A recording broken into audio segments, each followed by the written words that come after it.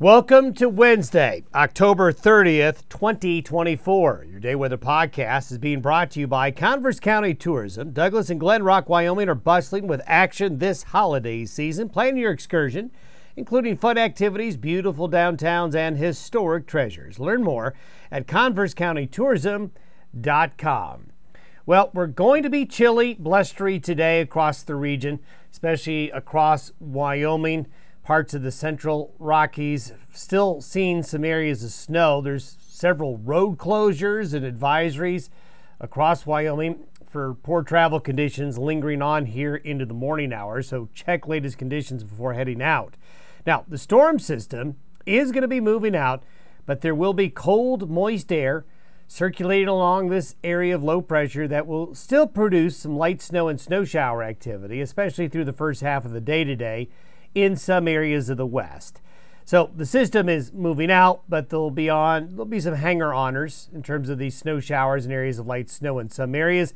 Temperatures will be pretty cold, hard freeze coming tonight, but we're going to have a decent Halloween. It's just going to be chilly, but what'll be good about Halloween in the region is that it'll be dry, and we don't expect much wind. So while temperatures will be a little bit chilly, at least there won't be too much wind. So for those who still go out and trick-or-treat, the weather not going to be that bad.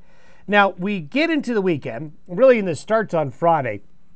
We're going to continue to have an active jet stream pattern come off the North Pacific into the Pacific Northwest. So there's going to be energy and moisture streaming into Washington, Oregon, and Idaho. And the eastern areas of that moisture will push into parts of Idaho, eastern areas of Idaho, western Wyoming, parts of northern Utah and western Montana. You're going to have mountain snow showers in the valleys and unsettled weather, while east of the divide, Thursday, Friday, and Saturday, there won't be much going on. We still have really low confidence. Once we get beyond Saturday, we've got a lot going on. Models are having a hard time with that. We're seeing a lot of difference between each time we get a new model run. We get 4 new model runs a day. And there's a lot of inconsistency once we get past Saturday. We just don't see a good consensus yet, but we see more systems coming. So there are more low pressure systems and frontal systems coming off the North Pacific into the west.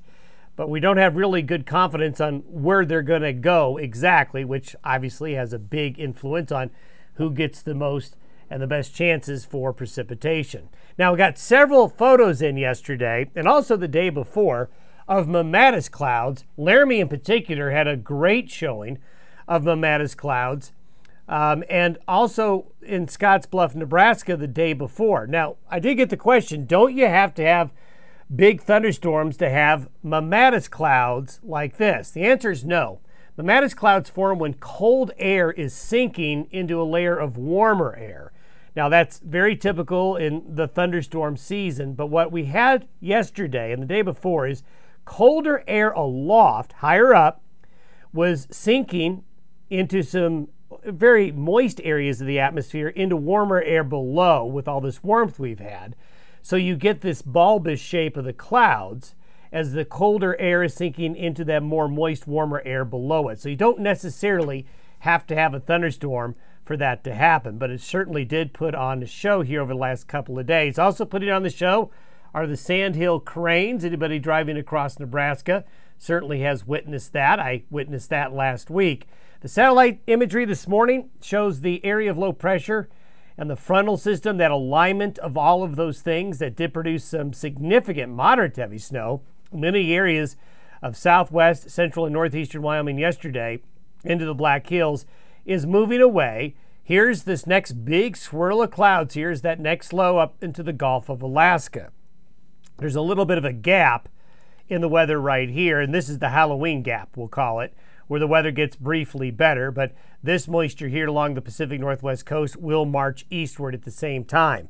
To zoom in a little bit, the blue here showing the boundary of the colder air, colder moist air, pushing along that frontal system, and in this area right here, you're going to have moisture and instability heading this way, and that's going to cause snow showers in the mountains, snow showers on the plains, and keeping it kind of a chilly, blustery Wednesday across the region. And there it is. By noon today, Mountain Time, that low will be centered over central areas of Wyoming, heading northeast and weakening a bit. And the whole pattern that resulted in the heavy precipitation yesterday is moving out. Here's the next low just off the coast of British Columbia. This is a bit of an enigma because we still have a real hard time with the modeling on what to do with this guy. We've got the high building in behind it. As I showed you yesterday, the high configuration is staying. That's suitable for active weather in the west. This is the forecast for precipitation from 6 a.m. today through tonight, basically midnight tonight. And you can see there's going to still be on the back end of this system some areas of snow showers, rain and snow showers on the plains. There's the moisture getting driven into areas west of the Cascades from Northern California up to Vancouver. This is what the snowfall looks like additional. This is additional snowfall that could happen over the next 24 hours. So you can see the high country, some of the lower elevations still picking up a little bit more. These are the temperatures for trick-or-treat time, 6 p.m. local mountain time. So you can see 40s across Nebraska, the Dakotas, but in the snow-covered areas of Wyoming and the high country, higher elevations of Colorado, it's going to be pretty chilly, but look at the wind. These are the wind gusts for 6 p.m. Little bit of wind here in central Wyoming, but really there's not a lot going on weather-wise for Halloween. Now this is where we start to get into where the weather gets a little more fuzzy. This is by noon Sunday. That trough that's up here now slides, gets over the Cascades and into the Rockies and the Great Basin. Now yesterday, we were looking at the modeling, wanting to take that low all the way down to here. Well, now the models are saying, well, maybe not, taking more of a northerly track, and we've got these other systems lined up to come in right behind it. So we're going to see some weather in the Pacific Northwest, the Great Basin, so Utah, Idaho, western Wyoming, western Montana. Sunday, you're going to see snow coming back into the mountains, rain and snow in the valleys, and cooler weather sliding in. That system could do this. This is for the period of Friday through Sunday. So Friday through Sunday, we're going to get moisture back into Boise, back into the Yellowstone Plateau, into Jackson, across Idaho into western areas of Montana, back into the Wasatch Front again, into central and northern California, and even down into Arizona and the western slope of Colorado. So this is what slides in with the weekend system in the west. And this is what the snowfall looks like with that push coming on in. So you can see that by the middle to the end of the weekend, west of the divide, you folks west of the divide and in the mountains are going to see some weather.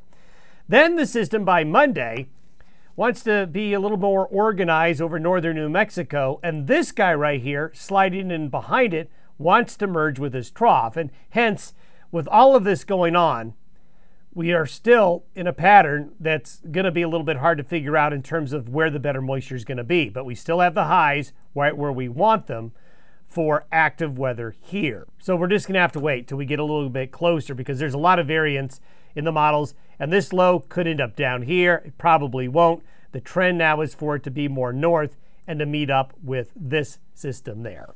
So we'll have more for you tomorrow. In the meantime, have yourself a good Wednesday. Stay warm.